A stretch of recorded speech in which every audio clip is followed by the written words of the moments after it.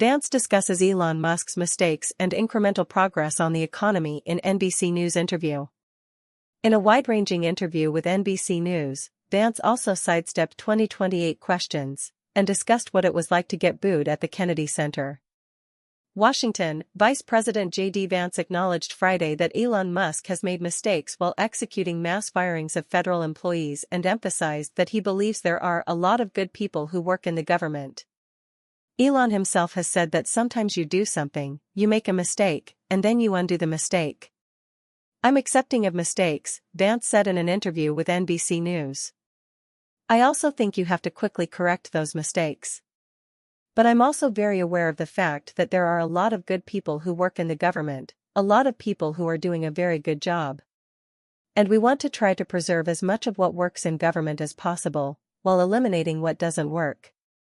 Vance's gentler tone represented a contrast from the chainsaw approach that Musk, the world's wealthiest man, has taken as he leads President Donald Trump's initiative to slash federal spending and reorient the federal bureaucracy. The firings of thousands of government employees has been the centerpiece of Musk's work over the first 7 weeks of Trump's second White House administration, with the cuts yielding lawsuits and pushback from judges. Musk has broadly characterized federal workers as fraudsters who can't be trusted to do their jobs. I think some people clearly are collecting a check and not doing a job, Vance said when asked about such comments from Musk. Now, how many people is that? I don't know, in a 3 million-strong federal workforce, whether it's a few thousand or much larger than that. However big the problem is, it is a problem when people are living off the generosity of the American taxpayer in a civil service job and not doing the people's business, he added. That doesn't distract or detract from the fact that you do have a lot of great civil servants who are doing important work. But I think most of those great civil servants would say we want to be empowered to do our job. We don't want the person who doesn't show up 5 days a week to make it harder for us to do what we need to do. Vance's comments came during an exclusive and wide-ranging interview aboard Air Force Two, as the Vice President and Second Lady Usha Vance returned from a visit to a plastics factory in Bay City, Michigan. His motorcade's ride into town illustrated how different life is now for him and his young family.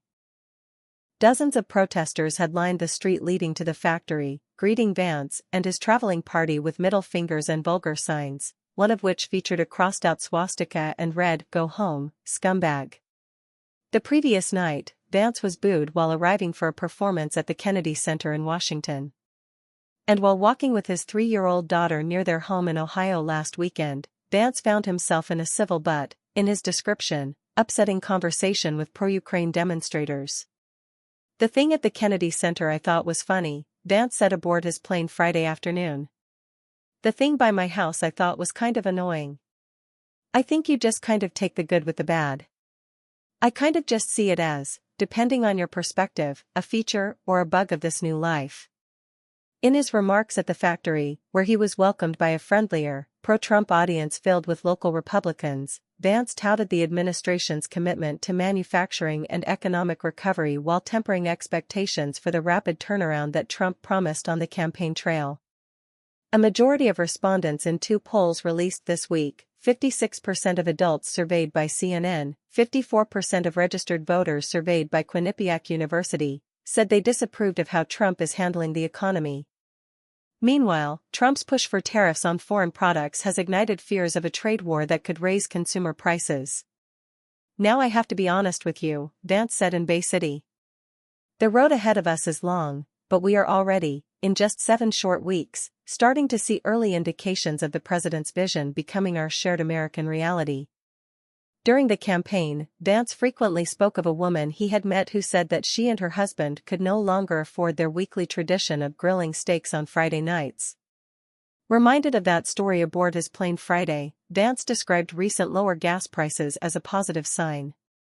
Vance also acknowledged that you already see things leveling off to, not an ideal situation, but a much better and more significant improvement, while casting blame on former President Joe Biden, whose policies he said had left Trump in a hole. My ambition is that we see some pretty quick results, that you start to see at least a pathway towards financial stability, said Vance, specifically noting 10,000 manufacturing jobs added last month. You're going to see progress. I think it's going to be incremental progress. But I also think it's important to be honest with people that you don't get to $2 trillion deficits overnight. You're not going to get out of $2 trillion deficits overnight. Vance also discussed his early role in shaping and articulating Trump's foreign policy agenda, from a provocative speech at last month's Munich Security Conference to an extraordinary Oval Office clash 2 weeks ago with Ukrainian President Volodymyr Zelensky, whom Vance had accused of being insufficiently thankful for U.S. aid. "I just try not to be overly scripted," Vance said before recalling his speech in Munich, which upbraided European leaders over issues such as free speech and mass migration. The classic thing to do in Munich would have been to show up and give a speech about NATO or give a speech about where the Ukraine-Russia thing was at that moment in time, and just sort of thought to myself, like, what is it that I think is really important to say? And the president was okay with me saying it, so I said it. Vance added that he doesn't go into these things trying to be like a spokesman for the administration. Some of that happens naturally, but fundamentally, the president is the spokesman for the administration, and everything flows from there. I try to do a good job. I try to say things both that I think are true but also are in accordance with the president's preferences. And let the chips fall where they may.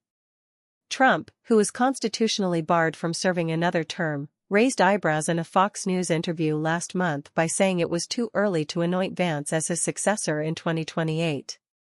Vance and others close to Trump have since brushed off the question and Trump's answer to it, agreeing that such talk was premature. Asked a variation of the question Friday, does he view himself as Trump's successor? Vance replied that he's not thinking about a presidential campaign at the moment. He related the story of how he felt on election night, when, surrounded by his closest friends and family, it became clear he had won the vice presidency. "Wow, I'm the vice president-elect of the United States," Vance recalled thinking. "And, if I never go further in politics, I'm totally fine with that, but we get a really good opportunity to do a lot of really good as the next 4 years. If I do really well for the next 4 years, everything else will take care of itself. Now, in 2.5 years, will that become harder? Will people be more focused on politics than on what the White House is maybe doing that particular day? Maybe," he added. "I mean, man, if I was like a central figure to getting the Russia-Ukraine crisis solved, who gives a s what I do after this?" Vance said. "That's kind of the attitude I take. So I'm very focused on doing a good job."